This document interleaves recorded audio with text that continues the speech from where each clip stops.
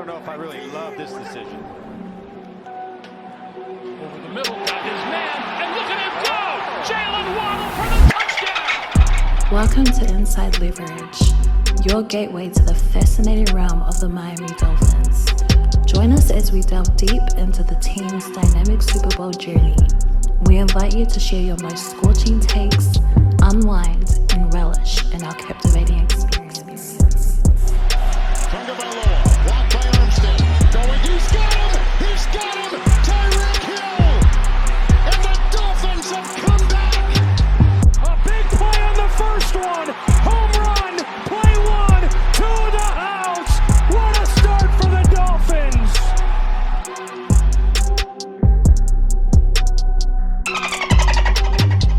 It's Inside Leverage. We always gonna put on the show, baby. That's what we do. Hey, our guest has arrived. Ryder, what's going on, my guy? Appreciate you. Yo, what's up, everyone? How you guys doing? What's good, man? What's good? Been watching Ryder, your videos man. for the last year and a half, bro. I really enjoyed them, bro. I appreciate that. Ryder, man, you did some great breakdowns this week, man. I watched all of them, bro. I really enjoyed it, bro. I really enjoyed Thank them. you. Yes, sir. Yes, sir. Hey, Ryder, just real quick, just go ahead and just, quick introduction, and then we can get into just tell the people who you are, where they can find your stuff, and everybody go ahead and give my guy a follow. Ryder, just go ahead and plug yourself real quick, and then we'll go ahead and get started. Oh, yeah, sure. I'm Ryder, make some YouTube videos, mainly breaking down the Dolphins each week, focusing a lot on the players, like specifically doing a lot of scouting, things like that. So yeah, if you just want to follow like Ryder McConville, YouTube. Yeah, man. Ryder's really modest, man. This guy's a film guru, scouting background, man. Dolphin aficionado, man. I appreciate you giving us your time, Ryder. What did you see on defense last week? Because I know that's the talk of everything. What did you see as the main issues? Yeah, so What were your I heard a takeaways? little of what you guys Mhm. were saying, and I think it's the combination of the players and the scheme right now. It is still early, so I want to give them a little more time to be working within the system. But I think a lot of times they were put in players like Kohu, he had a really bad game, but he was put in a really tough spot with what he was asked to do on a lot of those plays. I feel like even if it was Howard on the other side playing on those, being in those one-on-one matchups, he would still lose with how much time was given to the quarterback. And I think the main issue I've seen so far is usually with Fangio in the past, he does a lot of disguises pre-snaps with his coverages. Everything looks very vanilla pre-snap, and you could tell teams are just starting to feel out the tendencies of the defense. Like the Bills on that one touchdown, that wheel to Davis at the start of the game was an exact concept that Chargers ran against them, because they keep running quads down in the red zone is the only time they've been running it, and that's a perfect play to beat that exact situation. So it just seems like teams are sort of figuring them out, and that's probably a combination of Fangio maybe not trusting the personnel, but also he's got to at least do something a little bit different in those situations. Right. Go ahead, Steve. So I'm going to ask the hard-hitting question. I know you've probably delved quite into what happened with Liam. What if you had to choose the one thing beyond just the not being able to mentally understand what a defense is doing? If you could point out one thing that you think is the main issue, is it the snap coming off the snap slow? Is it his footwork, or what is it you think that is his biggest problem at center right now?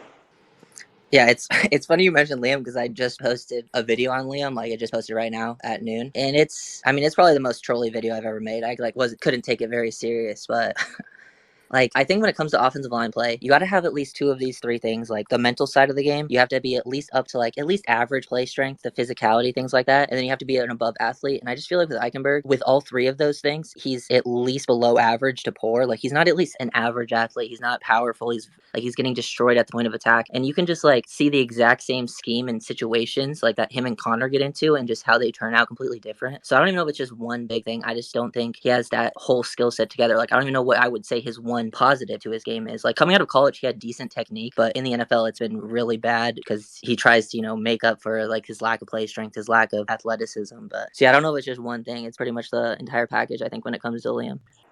Did you catch the play where he put the spin move on the D tackle? Which one? Sorry.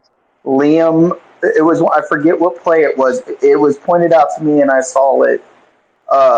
He goes to get into a block and completely turns his back to the entirety of the D line, and I don't know why. Yeah, I think I know. Like, I basically said in my video, I was like, he's just opening up like a window, you know. Like, I don't know why he's turning his hips so often. You got to stay square as an offensive lineman, and it makes like sometimes you're turning to the side because they slide a lot, but like usually when you're sliding your protection to one side, it makes it easier on your O line. But even when they're making it easy, and you tell the whole like scheme changed around Liam, they kept doing rollouts and like to the left like way more than they usually do. Usually it's like a couple times a game, but they did it way more often. They weren't trusting their usual things. Like basically they're in like the stadium being loud, the motioning was less, their timing was a little bit off. It's just a bunch of little things that added up. And yeah, I'm looking at a play right now where Liam just completely gets turned around, but Yeah, it was so bad, man. Overall, though, like I do think there was some great takeaways from the game. Devon A-Chain had some great moments. I think Van Ginkel, he had some flashes here or there. Overall, it wasn't like super consistent, but it was better than what most people did. You know what I mean? I actually think that Austin Jackson wasn't too bad as well. yeah. Were there any standouts from last week's game in your opinion? Like kind of anybody that kind of went on the radar and no one's really talking about that kind of actually played pretty well? I would say, I mean, I did post that thing about Christian Wilkins because I saw a lot of people Right. giving Wilkins a tough time, which I don't think he played like great. I don't think anyone on the defense played great, really, but he definitely played like above average. He was one of the only defenders played. Because I would say Howard, Wilkins, and Van Ginkel were the best players on the defense that week. And then offensively, I would say other than I think the interior O line struggled because they were playing next to Liam. I think Wynn and Hunt didn't have their best games. Austin Jackson and Lamb and Armstead both played well at left tackle, and then Waddle actually he was out there blocking like a lot, and he was open too. He was just happened to be a later read on a lot of those plays, but could have been a bigger game for Jalen. Right, he was open too, man. He was open a bunch. I saw that. I was like, wow. I know Tua's gonna see the film and be like, I gotta hit those. Go ahead, D1. Hey, what's up, Ryder? How come it seems as though lately Devon Achon has been more effective runner than Mustard? And do you believe he should get more carries or be RB1 from here on out? Yeah, I mean, I would say Achan should be like the main guy now. I still feel like it's going to be a pretty heavy rotation. Like they're both going to see their playing time. I think Devon's just special. I know like Mostert will still be a part of the game. Like he had 3 solid games, some very good, and then he had one really bad. Like he was one of the worst players on the field that game, but he'll still have a role. I just think Achan is special with his ability and like how they've been using him, because with Waddle and Hilly, they stretch the field vertically a lot, and the way they've been using Achan, he's kind of been stretching the field horizontally, which puts a lot of stress on a defense. And his ability, because a lot of times like it's like I've heard it called like curvilinear movement when they're moving at an angle and then they have to transition to get upfield. A lot of players end up like decelerating when they do that. Achan's special. He like hits this little jump step and accelerates out of it. Like only a few running backs like have been able to do something like that, and he could really he looks really really good. So I'm excited to see. I think he'll get like, even if he doesn't start, I think he'll be getting like majority of playing time from here on out. I'm not gonna lie. When people were saying the Chris Johnson stuff, and I've heard Marshall Faulk, Chris Johnson. I was thinking it was gonna be more like a Percy Harvin weapon type of guy, and you know what I mean. But like I heard a bunch of different comparisons for him, and like I really starting to see. I see the CJ. I see the CJ 2K. I see what people are. I do see it. I feel like I sold him short as a runner by making the weapon comparisons, but it's like, bro, I think because people only just saw him as somebody with speed. Like he's not gonna get those. He's not gonna get those tough yards. He's patient. He has contact balance. He has vision. Yes. He has great feet. Like, bro, like he showed me a lot of things, and I was like, bro, like there was a play where he basically just made something out of nothing, and then the whole time his feet are just back and forth, just like a jackrabbit. I'm just like, fuck, man, this guy's like, I was like, bro, this kid's gonna be good, man. He's gonna be fucking so good. Hold on, is that his new nickname? Are we gonna call him the Jackrabbit? I don't know. So whatever things, bro. But I just the way his feet, bro, like he's just so patient, man. And he runs low to the ground. Being he's already smaller, I guess it makes it's really easy for him. But I love his skill set overall. I see why McDaniel was drooling over him. I do see it. I see a lot of Dalvin Cook in him, believe it or not. Like early Dalvin Cook, the way he looks and sees lanes and his ability to juke his way through a D line, it's special. That kid's gonna be good, man. I honestly we may have to put him in his own box eventually if he keeps playing the way he's playing right now. Like Imagine if he was starting from week 1, where he'd probably be leading the league in rushing right now. Yeah. Like by His stats are insane. Like, yeah. It's insane, but the amount of production he get with the few carries or touches he does get is insane. Yeah, man. And in the Denver game, as he got more touches, he just kept fucking scoring. Like I know people are saying Denver just laid down, but like I mean, dude, like I don't know, that kid. yeah. I don't think Buffalo was laying down last week. I mean, maybe we caught him by surprise on that one run, but overall, he still was productive. Ryder, how do you feel about that 4th-and-1 call? Oh, I hated it.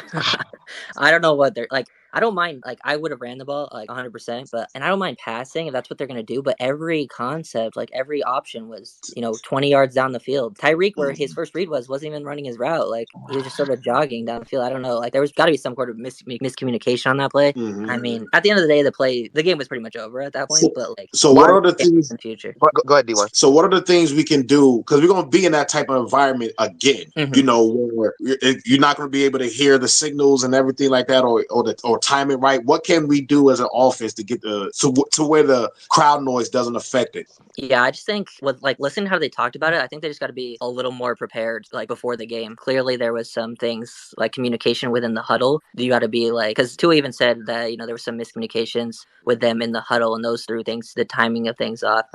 Going with you got to go with some silent counts, and I just feel like they just weren't as prepared as they could have been, and it will still be tough. No matter it's tough for any offense. Like there's not like one thing you can do to be perfect against it, but it just need to be more prepared. I think going into the next game, because the offense, even though they played their worst game of the season, they were still pretty productive moving the ball. Like they had a touchdown back. They started just going for it on all the 4th downs, even though they could have taken field goals, and there was just some dumb mistakes. Like I think they played better than putting up only 20 points, but there was just too many little mistakes overall. And I think also having I think Connor Williams in there definitely, because the center is the most important position I think after quarterback when it comes to communication for the team. So having Connor back would help too. Right. So, what are your thoughts overall on the linebackers?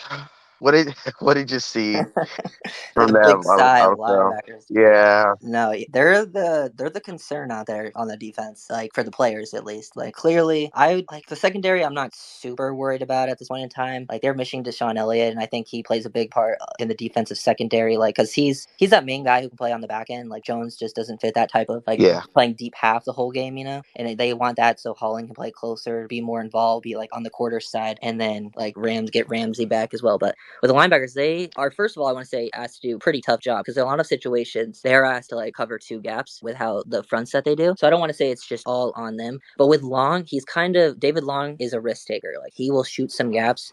And if you're gonna have a linebacker like that, the other linebacker has to be someone who can make up for it, who's a very intelligent player versus the run. And I just don't think Baker and Long mesh that well together. And they don't really have anyone else on the roster that's like that. They're all the backups are not they're more athletic guys than guys who are processors. That's basically Long's the processor, and then everyone else is the athletic, wins with their speed, burst downhill, a little late to see it. They're more reactive. And I just think Long has to play with a little more discipline at times. Sometimes he shoots in the backfield, will make a big play, and then sometimes he'll shoot too early, and then he'll hit a gap against a good running back. The D line's getting double teamed. Like Wilkins and Sealer were getting double teamed every play in this game. Yes. I don't think I saw anything I know people were blaming the D line. I think versus the run, the D line actually was fine. Overall, didn't see too many problems. We'd like to see more pressure from everyone, but the Do you think AJ Johnson can be that guy to complement better, or do you think there's really nothing there with him? What do you think? I mean, that's a good shout because he does have experience within the system. I just don't know, because his list, if you took his film from a couple years ago, it's pretty solid. And he's a pretty smart player, understands where he needs to be. It's just we haven't seen him play in a couple of years, because of injuries. So I just don't know if he's still playing up to that level. That's the only thing. Right.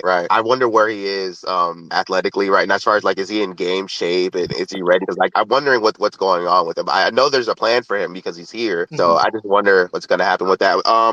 Was Andy first or D1? I'm not sure. Let's go Andy D1. Andy. Let's go Andy. Let's go Andy D1. Andy Steve D1. Andy. Hey Ryder, thank you for good afternoon. I have a question regarding in-game adjustment with defensively. Did you feel that Big Fangio should have switched up Kader Kuhu with Xavier Howard, knowing that for now Xavier Howard is your number 1 corner and he should be match up with wide receiver 1 like Stephon Diggs?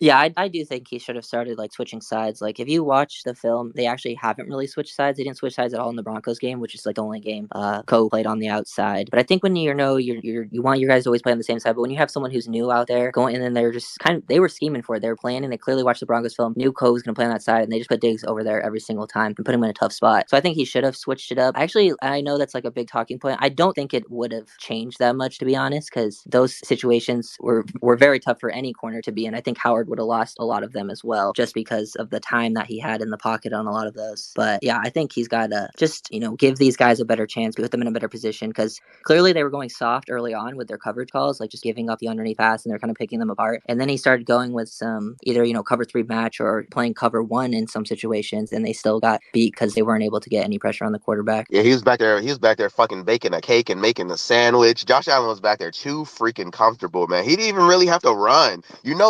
When he starts running, that's when you're starting to get to him. Because like he's not even allowing things to develop. He's just taking off because he's a fear of you guys, sacking him or whatever. He didn't even get to that. He was just back there just dicing us up, bro. Man, that was tough to watch. Not gonna lie. I know that hurt for a lot of us. Go ahead, D1, then Steve, or Steve, then D1. Sorry, I forgot the order. Let's go Steve, then D1. I was just gonna ask. I got a bunch of things running through my mind. How are you feeling about what you saw from Brandon Jones? Because this is now the second game in so far that I've kind of felt like he's more of a detriment on the field than he has been a positive. Yeah, I would agree. I would say the Broncos game, he didn't really play too much. I wouldn't go too much off that game, but it's definitely not good looking early signs. I will give him the benefit of the doubt because it is, only really been one game of full playing time. Plus, he's still coming, back from that injury. So I wouldn't count him out just yet, but there's definitely concern to be had. And maybe they're just, fuck it. At this point, they might as well play him at linebacker. He could probably play some dime linebacker and be involved. Right. That's what I would do. That's what I would do. I don't think he can play on the back end and just being in quarters and half all. I don't think he's that like the deep safety like that. I don't think that's him. Yeah. I just don't think that's him. I had another part, but I had to cough. I was gonna say I was asking that because I assumed going in based on past defenses that Fangio's run, he usually will run like a three safety set, but the third safety will play a linebacker role, which is what I thought Brandon Jones was going to be used for. Mm-hmm. No, yeah, I think that should be where they should head, to be honest. Like, if Elliott's healthy, have that three safety package and have him come down and be like that dime linebacker in certain situations. 1000% agree on that one. Plus, bring him on some blitzes. He's the best blitzing safety in the league. That's right. What he does. He is. It literally. I don't know what's going on with his tackling though. Like that may just be a rest thing. I think it's been a while since he's tackled somebody. He's always been pretty good at tackling when like it's in closed spaces, but when it's like super big open spaces, he's like flying down so fast that he's coming in a little out of control, and we'll miss those a lot in the wide open field. D1, you there? Yeah. How much of an impact you think getting Nick Needham will bring to the defense? Yeah, I think will definitely help. It just depends how healthy he is. If he's 100%, it definitely helps because Needham can play inside and outside, at least offer some versatility because he's played both throughout his career. Probably similar. He's kind of similar to Kohu with his ability, but they definitely need depth. And at this point, they need another corner that's out there before Ramsey gets back because it's going to be Howard and Kohu, and then Kohu will either play in the nickel or outside. But they either need Cam Smith or someone like Needham to step up because I think Needham can play, but he's also always been more of a man-to-man corner too. So why do you think he's not playing Cam Smith? Like I know that he kept mentioning the trust thing. Yeah. So do you think that's all it is, or I think it's the doghouse? Like he seems like he's in the doghouse. Yeah, I just think it's just when it comes to like these veteran or like these old school coaches, I feel like they really make the rookies earn it. Like if they don't trust them 100%, they don't throw them out there. But at this point, it's like give them trial by fire. These next two opponents aren't the best offenses in the NFL. I think they should give them a chance. I was going to say something to you about that earlier, Chad. Vic said something, I think it was today, that kind of had me thinking. He keeps talking about, like, he still needs time to develop. I'm wondering if he's having issues with lining up properly on the field. That could be it, because Vic is very, strict with, his depth and alignments and coverages. Big Earn, you there? Yeah, I'm here. I'm sorry. Did you call me? Yeah, no, I thought I did, but I was on mute. Sorry, but go ahead. Go ahead. I got a lot of questions. I'll try to just keep them real short. The Bills played cover. They played two high safety most of the game. Do you think it would have been I think that they could have been had running the ball if we would have ran the ball. And they kind of Chad went down yesterday with the each play and how and whether we did run or pass, and we pretty much did like probably 3-1 pass to run to start the game. And I know we scored on the first two drives, but I think we still could have scored on the first two drives, and we could have slowed down the pass rush if we would have been more consistent with the run. And I know Mostert fumbled twice, um, but I just feel like if you have the philosophy to run them out of it, run them out of that coverage, or make them pay for being in that coverage, it would have been a smarter idea. And one other quick question is, how is A-Chain catching the ball out of the outfield, out of the backfield, compared to Mostert? Because I know Mostert is really good at catching the ball out of the backfield. Is that possibly why he's getting more playing time? Is just his ability to catch out of the backfield?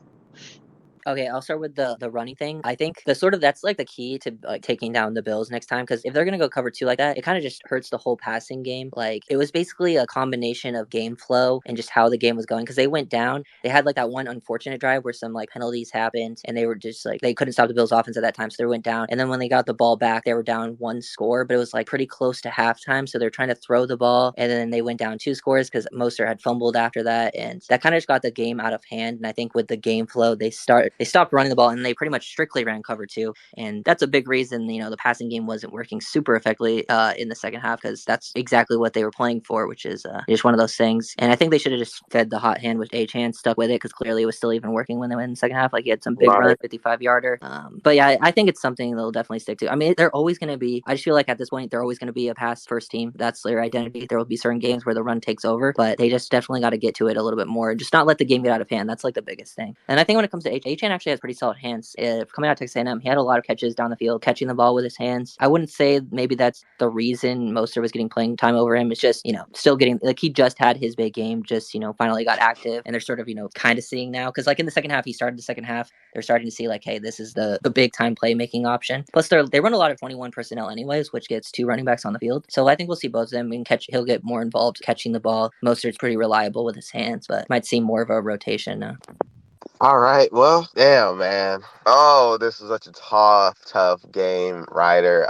What are your thoughts going into this week against the Giants? Do you expect Jalen Waddle to have a breakout game like the rest of us? What are your thoughts going into this week? I hope Any so. thought concerns? I was gonna make a video like it's time to unleash Waddle, honestly, because the Giants I think run man to man. I don't have the stats on me, but I know they run man to man like at least top 3 in the NFL right now, running cover 1. Right. So that's what they're used to. That's what their personnel is for. Even if they try to go zone, it's not what they're used to. So I think the offense should pick them apart. Like every time I've watched I haven't like dug into the film, but every time I watch the Giants play live, there's definitely spaces to attack in that defense. And I mean I think they should destroy them in Miami. I don't think it should really be close. It is an NFL game, so even though they're much better, it's a week-to-week game. Like anything can happen, but Right. as long as they're prepared, it shouldn't even be close. Either side of the ball. Like I know people are expecting like 10 sacks or something. I think that was kind of a little bit of an outlier. Like the Giants O-line sucks, but if you saw them play the Niners, they were completely just threw the ball every one step. And I think they're going to try to do the exact same thing against the Dolphins. It's going to be one step and throw it out. So I think they got to be able to challenge on the outside, not just playing super soft the whole game. Like get up, challenge the receivers. They're not the best. Play some more man-to-man than usual and make Daniel Jones hold on to the ball, because after that game, they're clearly going to come to the game plan like, hey, we got to get rid of the ball quickly, run the ball. So stopping the run and playing tighter coverage off the line of scrimmage. So they're blitzing a lot. Like they blitz a ton. What do you expect for the game plan to be going into this week offensively to counteract what they do against the blitz? 'Cause I know Tua's really good against the blitz, but last week the Bills had a ton of success timing the blitzes like based on our motion. I don't know if you kind of caught that. Yeah, like they timed the blitzes really well. So what are your thoughts on how we can make some adjustments going into next week to counteract Wink Mark? Because I think they blitz more than anybody. No, the Giants. Yeah, they blitz a ton. I think knowing Mike from just what I've seen with what he does, I feel like he's gonna do a lot of those motions and just try to fake out the timings of the snaps at times in this game. It just depends. I think if Connor Williams back, that would be huge. Definitely need him back for stopping a lot of these blitzes, because they did a lot through the A gaps going against the slide and things like that. But I think it's just getting the ball out quickly, RPOs, kind of attacking. Maybe not, because they did a lot of like the play actions behind the backs where Tua takes his eyes off the defense and the blitz would just be right in his face as he turned around. So I think, having him at least early on, keep his eyes down the field so he can read where he's hot and then throw it right behind that. That's definitely important to the success because these receivers can get open quickly, especially if they're blitzing within man-to-man coverage. Go ahead, Steve. I was going to ask, I don't know if you, so some of us had a thought going into this year that Waddle might start to take over as our lead wide receiver. Do you think it's time to start shifting the game plan to that direction since their teams are seeming to wanting to bear down on Tyreek?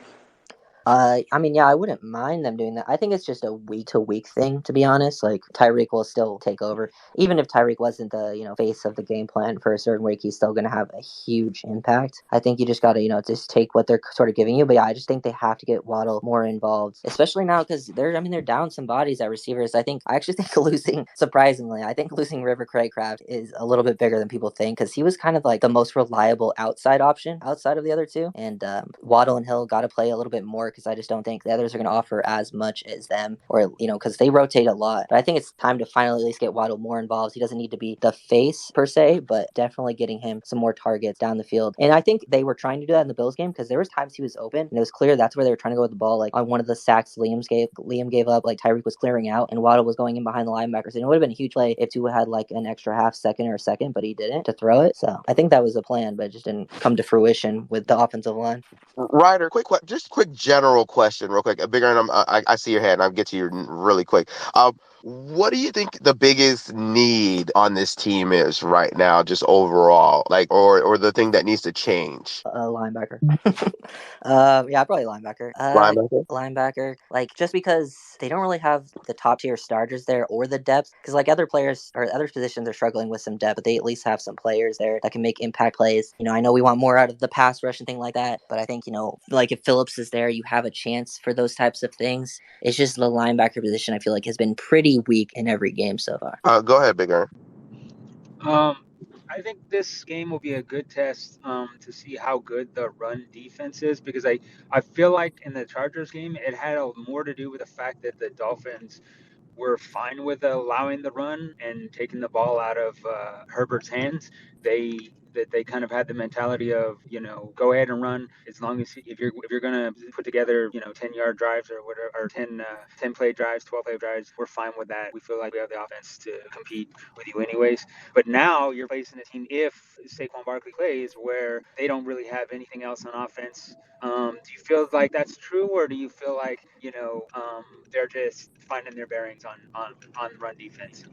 Yeah, I think the run defense, I'm still not like sold on either direction yet because I agree with your point about the Chargers game. They were going very light in the box, very much trying to hold them from throwing the ball down the field. They were definitely bending but not breaking. And then I think, against like the Patriots and Broncos, the run defense was pretty solid. Against the Bills, when I watched it live, I thought the run defense was like bad, awful. But upon rewatching the film, it wasn't as bad as I thought it was. Like there was that long run to Latavius Murray, which was bad. But other than that, like they were actually not too terrible, especially the defensive line. Linebackers were still making some poor decisions. But I think, yeah, this will be a good test. I mean, if Saquon doesn't play, I think they should shut down the run. Like, the biggest thing they need to stop is Daniel Jones running, I think. Because, like, I've watched Rada and their O-line. It's nothing special up there if it's just that. And their biggest offensive explosive plays is Daniel Jones running and escaping the pocket. So they got to be making some good tackles and staying in their rush lanes. He actually led the team in rushing last week, right? Like 10 carries for 66 yards, I believe, some shit like that. Yeah, he's a good runner. Like, that's where a lot of his big plays come from. When their offense is moving, he's making big plays. The Giants, their main target, it seems to be on offense, is Darren Waller. What do you think we could do to mitigate his impact to their offense? Mm-hmm. Yeah, I mean, see, I watched their game live last week, and they didn't even use Darren Waller. It was weird, but he's still their most targeted receiver. Yeah, I think Darren Waller and then Wan'Dale Robinson, their slot receiver. He hasn't played a ton of snaps yet, but every time he's in, he's getting targeted. Like he was played like 11 snaps, but got 6 targets or something like that in his first game back or something. So he got to be watching out for him and Waller, and they're both going to be lined up within the slot. So just distributing the routes nicely, like for Fangio's defense is actually, nice matchup. Depending who's in the nickel and where the passing strength is too, that will be. I think if Kobe plays the nickel and they have the passing strength this side of Waller, they can do a good job of passing those things off. But just as long as the linebackers play pretty solid and are able to match and carry and pass things off and have good communication, that's like the biggest thing. Do What you do you think think? Do you think that Channing Tindall can help out in any way? What do you think is going on with him? Someone, it was a fan. One of the listeners wanted to ask. Yeah, I mean, I wouldn't mind seeing Tyndall play some more. I think he has some similar kind of issues to Baker, though, like with his mental side of the game. He still needs to develop there a lot because he's kind of just a run and chase athlete, like reactive, see it go. He flies around the field. I think he can make an impact in cover. I thought in preseason he actually looked pretty good in coverage. Right. Maybe they get him some more active in coverage, and he can be like a spy versus Daniel Jones in certain situations. So maybe this is the game where they finally give him a chance. But I don't know. He hasn't really played much. He didn't even play much in the Broncos game when they were up. I don't think he played like 6 snaps or something. Right. D1, my bad. I didn't mean to. I completely forgot what I was going to Yeah, ask. my bad. My bad. It was somebody. Somebody just DM'd me the question. I forgot. My bad. My bad. Go ahead, Bigger. If you remember D1, you could you probably jump back in. Go ahead, Bigger. My question is, this is a new defense, so I'm not saying necessarily we're going to have this problem, but traditionally for the Dolphins defense, they've really struggled, even more so than the average defense against running quarterbacks. They gave up big yardage to Justin Fields last year, big yardage to Josh Allen, big to running quarterbacks will eat us up. What is it? Is it the personnel, or is it just a lack of discipline and fundamentals? What do you think the reason why the Dolphins have struggled in the past against running quarterbacks? Well, I think in the past, the biggest reason is just usually running quarterbacks have the most success against like man heavy defenses because defensive backs are down the field, not looking at the quarterback. The linebackers are in man. Everyone's back is to them. So as long as he gets past the D line, they create big plays. That's why it doesn't seem it's like it hasn't been as big a problem this year because they're playing a ton of zone down the field. And then it's just about staying disciplined in your rush lanes and then linebackers coming up and filling when they escape out in the field, making open field tackles. It's definitely something to worry about because I think the personnel on the team has struggled in the past, but that was more to do so with the scheme. Oh man. Can I ask one more question, Chad? Yeah, go ahead. Go ahead. I was listening to a reporter from the Giants, and her biggest complaint about Daniel Jones was that, and she wasn't saying this was her complaint, but she's saying it's an overall complaint by Giants fans, is that Daniel Jones looks to throw the ball at the line of scrimmage or behind it constantly, that he can't pick his head up and look down the field. Obviously, he's under pressure, but one of their biggest complaints was that he never seems to pick his head up and look down the field. Do you think that I know we play if we're in we like to play a cover two or a two eye safety? Is that going to hamper our ability to take advantage of that, or are there ways that we're still going to be able to keep things close to the line of scrimmage and keep our eyes and keep our men to make a play at the line? Knowing his tendency to throw short, or how are we going to be able to capitalize if this is true? Yeah, I think because he does do that. He has a lot of quick step drops and just throwing the ball out quickly. Think keeping pressure off the line on these receivers, maybe pressing things like that. Because Dolphins do run a lot of cover 3 and like 3 match things like that. So if they're going single high, which I think you can do against this Giants defense, force Daniel Jones to throw the ball down the field because Dolphins run that a lot as well. But just maybe keeping more guys near the line of scrimmage, having Holland come down, play within the box, being like an apex type defender. I think that would be the biggest way to take advantage of that. Maybe even having Holland matching up versus Waller in a lot of situations. Do you think Deshaun Elliott coming back will free him up a little bit more to be able to do that? Yes, that's a very good point actually. Yes, because I feel like I haven't looked at the stats or anything on how much they ran of each cover in the Bills game, Right. but it did seem like they were less willing to go single high with Brandon Jones because you can like every safety can at least play half field coverage, but when you're single high and you have to go all over the field, it's a lot more difficult. And they've done that with Elliott and then have Holland come down, so it just feels like they weren't doing that as much versus the Bills. And then when they did, they still had explosive plays, but you can definitely take more advantage of that against the Giants offense. Yeah, man. I know when Deshaun Elliott got here, like he kind of rubbed some people the wrong way with his Lamar Jackson comments. But man, I really just as far as just a football player and everything, like he's shown his value, I think, as well. And Connor Williams, I know his snapping issues weren't there, but his value was truly missed. Jalen Phillips as well, man. Like, man, we need all our guys, man. It just sucks to have these unfortunate injuries, you know what I mean, that we got to be able to push through and play through, man. But some things are just like fuck, it's a lot to overcome. But that's what these guys get paid to do, right? Like they gotta be able to push through even when we're not at 100%. But I do expect to get some of those guys back this week. Do you have any prediction for the game? I think this could be a very lopsided, maybe even. I would like a shutout, honestly. Do you have any predictions for the game, Ryder, at all? Not necessarily score, but what you expect to see, if not score? Yeah, I mean, score wise, I mean, it could be a pretty variety. Like, I'd like to see the Dolphins score like 40 at least. Right, I right. think at least they should score 30. Like, they were on pace to score a lot versus the Bills, and the Bills defense is really, really good. Like, the one of the only teams I think can really match up and slow down the Dolphins offense. Like, I don't know. I just don't see the Giants defense very slowing them down, especially in Miami, unless the Dolphins offense just takes the week off. And then, yeah, I think the defense is the biggest thing I want to see from them because I have no concerns with the offense for the future. But the defense, this is an offense who's really struggled. I mean, they're going to be motivated, I think, the Giants. So would like to see them at least hold them to under, maybe like 17, something like that. Under 17 would be nice. How do you? I know we predominantly like to attack the middle of the field with a lot of in breaking routes and things like that. And what do you think about the middle of their defense as far as their linebackers and safeties? Do you think that they'll be able to hold up against us at all?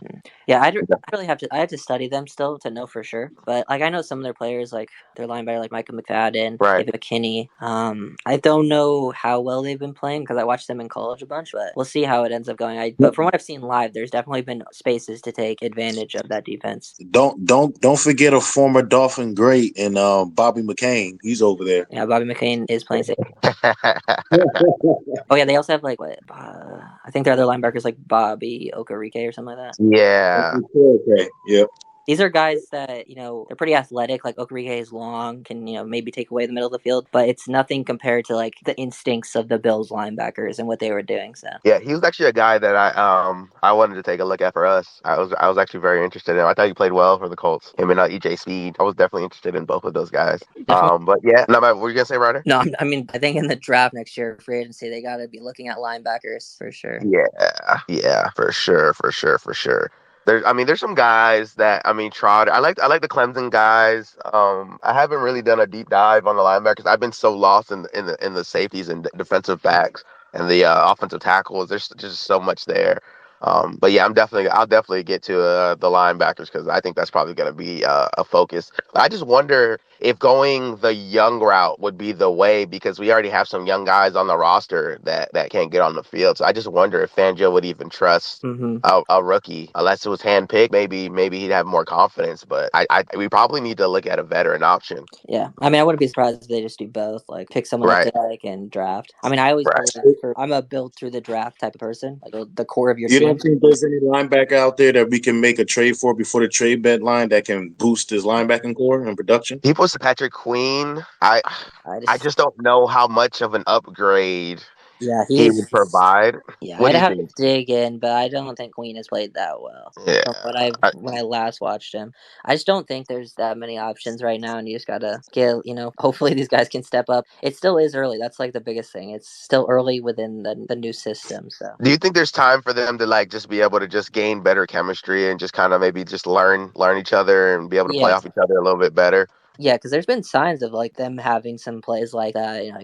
They had that one big play against the Broncos where they both shot into the backfield and hit the running back at the same time. Right. But it's just gotta like be more consistent. It was like a tough matchup. Like going, losing the guys they did lose this week to go against the Bills was like a tough matchup for them and didn't go well. But we'll see how it all goes against a lesser opponent. A lot of people are saying that these next two games don't matter, and it's really more so about the Eagles game because everyone's kind of expects us to win these next two games. So I don't think a lot of people are going to put stock into the performances of these guys over the next 2 weeks, and everyone's kind of just waiting to see how they do against the Eagles, which I don't think the Eagles are operating at a high level offensively as far as efficiency. I think it's there. They have good talent, but like Jalen Hurts isn't sharp to me right now, and I just wonder with the new coaching changes if they're still not getting some things figured out as well. But they're very strong in the trenches, so we're definitely going to be tested. They're super talented. Yeah, I think for the next two games, like people saying don't put too much stock. It's like they're still NFL teams, with NFL talent. Like you got to take those things seriously and can't just like throw it away. Like you take it with a grain of salt, being like, hey, we still got to do it against a tougher top team. But it's definitely you can still take a lot of things away from those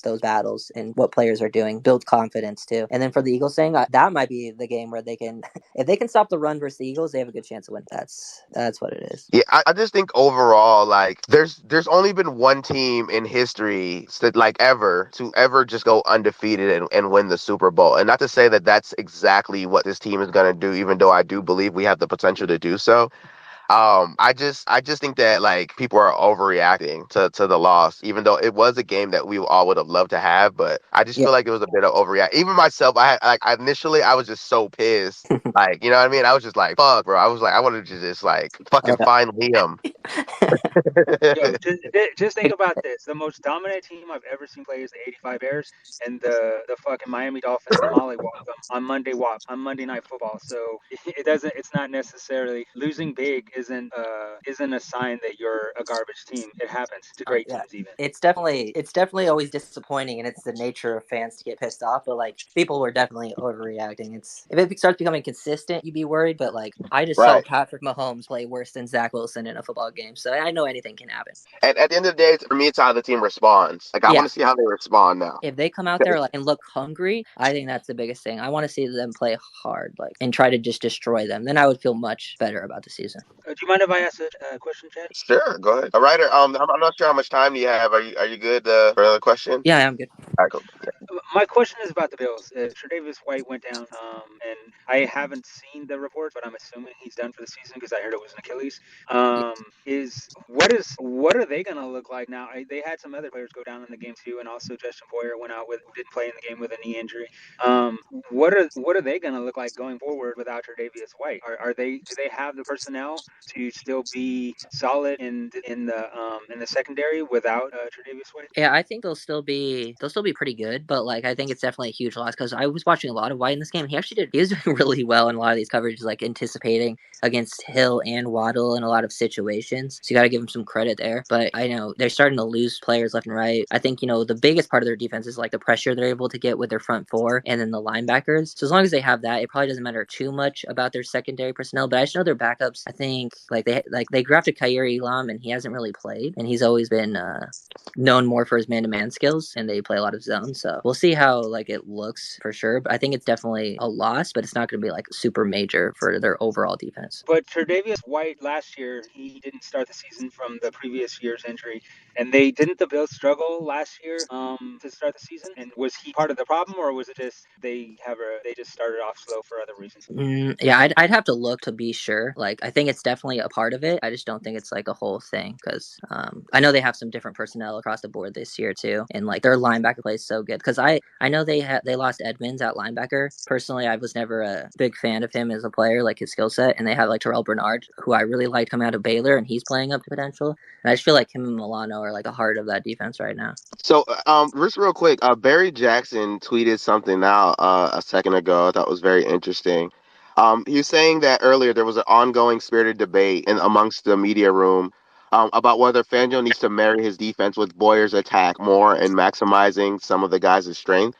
Mm-hmm. I did you didn't last week. Did you not see some of the zero blitz and some of the things that these guys kind of were more familiar with last year? Like, did you see any of that on film? Them putting any of this? I I think thought there was some of that. No. Yeah, definitely a little bit, not like a ton, but like I think since because the Chargers game was like looked strictly Fangio play calls, and then because I think that was what the game plan was to really slow them down with the deeper coverages, things like that, too high shells and stuff. But you can see it more and more. But I feel like going into the Bills game, he was a little with the personnel they had, they didn't want to go for that as much without Elliott to play deep safety and Holland come up. So we'll see. I think we could see more of it this week. Just a little more of the combination because I don't think Fangio is going to really change his defense that much. He just needs to make more of his because he has those calls. Like everyone has the calls, run some cover one, things like that. I just think he needs to go into those packages a tiny bit more, bring a little more pressure and blitzes because Do you clearly think? they've been effective when they've done it. Yeah, I don't. I've seen when they got aggressive, it's worked out well for us, man. I don't want to be sitting back and allowing teams to just attack us. I want to be doing the attacking. That's kind of how I felt last week. I felt like last week we were on our heels the entire game. Yeah, well, one thing I did notice is he did bring pressure. Like he attempted to bring pressure early, like a few different Yeah. times. Where he brought Howard on a blitz, he brought Bethel on a blitz, he brought Kogu on a blitz, and all three times it was just telegraphed, and Allen saw it right away, and then they had a quick option to throw to right where the blitz was coming from. So clearly, like, I think he was like, that's why he went away from it in the Bills game, because Allen was kind of picking it apart. But I just think they got to still definitely, I think he'll be a little more aggressive when he's facing someone like Daniel Jones. For sure. Well, Ryder, definitely appreciate your time. Appreciate you coming through, man. Anybody else got any questions for Ryder? Anything for Ryder? No, What no. got you started into making film breakdowns?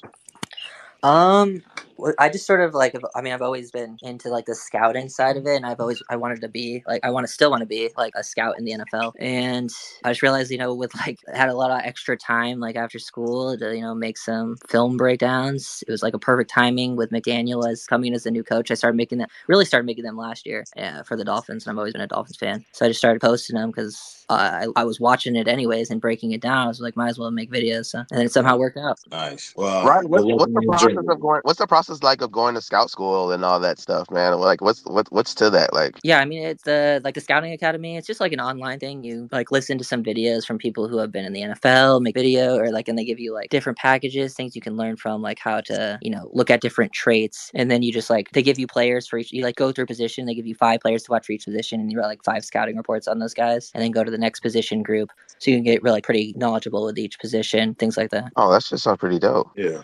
Yo, excluding yourself, obviously, whose breakdowns do you enjoy watching the most? Who do you think you gain the most knowledge by watching them break down film? I'm trying to think. I don't watch as many as I used to, but I used to watch a lot of people break down film. Like, I know like the QB, like if you want to like a lot of people are like pretty like position specific. Like I know the QB school. If you want to learn about QB play, watching like the QB school, JT O'Sullivan doing stuff. He's always pretty like he's good with the QB stuff. I've always liked people like Brett Coleman, thing like that. There's a guy on Twitter, like Honest NFL tweets. He doesn't do like breakdowns on YouTube, but he just tweets like a lot of like, he's a huge Fangio person. He posts like a lot of stuff you really want to learn about scheme and things like that for the Fangio system. And I know he like worked in the NFL. He's a good follow.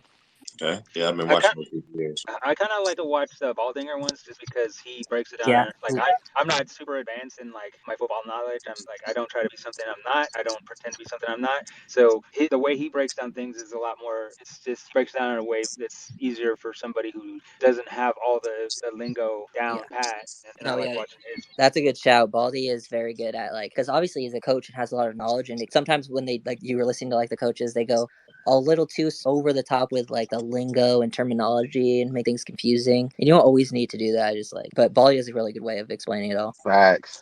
Who you think is the worst film breakdown concept? Theo Ash NFL. Hey, we all agree. Hey, so a quick note, guys. Two is my barometer. Two is my barometer of like, I think people understand QB play because it's not super obvious what he's like good at. Because it's pretty obvious to turn on the film and see why Patrick Mahomes is special, But with Tua, it's a little more nuanced. So when people just say, "Oh, he has the weakest arm in the NFL," I'm like, okay, but what else does he do really well? Exactly. Quick note, guys. Only Teron Armstead not seen during the media viewing portion of practice. Mostert, Bethel back from vet rest, and Lester Cotton was also present after injuring his ankle on Wednesday. Is Connor full go or is he limited? I don't know. I would assume limited. I would hope it's full go though. Yeah, but there's just no that hasn't come out. Yeah, that'll come out later. Yeah, it's definitely good that Elliott and Williams have started the week practicing, at least limited. Right, and I mean Connor practiced all of last week. I thought that he was on pace to maybe push to play, but I guess they made a decision not to. So I wonder how close he is, or was there a setback? Yeah, I think they've just been a lot more careful with players. Like, it looks like they're really holding people back. Even if they can play, they're not trying to force them at this point because it's still early in the season. Because, like, I think Waddle could have played against the Broncos. Like, they said he didn't even have symptoms, and they still held him out of it. Right. Yeah, how do you like that philosophy? Because, like, there's a yin and a yang to everything, a good and a bad. And McDaniels is definitely on the side of, if you're not going to put out, if you're not, going to be at, 90, 100%, I'm not going to play you. And so far, we haven't had any season-ending injuries. And that could be a sign of, his philosophy paying off. But there's the other philosophy where, yeah, we didn't play Connor and it really hurt us. So Yeah. where do you fall in the in that thought process? Do you think if the guy's medically cleared to play and he wants to play, you play him, or are you like McDaniel and say, you know what, I'm going to protect from yourself, even if you are 80%, I'm still not going to play you because you're at risk of getting injured again because you might put yourself in a compromising position at times. Yeah, I think McDaniel's maybe a little too overprotective, but I mean, it's kind of worked out. Like, I feel like after the whole Tua thing last year, like he's kind of had to be Right. and it's, I mean, since then, it's definitely been better for the players, not as many, season-ending things. So maybe it's working out in the long run. It's really tough to like quantify it because he's doing one, not the other. But I think early in the season, I don't mind it. I think once things get a little more intense and things matter a lot, I would like to see players playing if they're at least 90. And if the players say they can go and they're like the guys and they're getting cleared, then he should play them. Yeah, it's tough though, man, because I think that we're a team that has playoff aspirations. Mhm. With it already being a 17-game season, you're talking about playing, anywhere from 18 to 20 games. You know what I mean? I think they just have the long view in mind and just want guys to be available for when it really matters. Because last year for the playoff game, there were some key players that couldn't go that could have really impacted that game. So I just think that the end goal is in mind with all these decisions. And even if it's frustrating, I think the hope is that, these guys will be there for when we need them the most. Yeah, I like the philosophy for the long-term point of view for sure. It's definitely frustrating. So sometimes when you feel like, someone's going to play and then last second they're just held out. And then you hear at the press conference, like, well, he could have gone and he wanted to go, but we just felt like, it's just best to just keep him out for a little longer. So it's just like, fuck.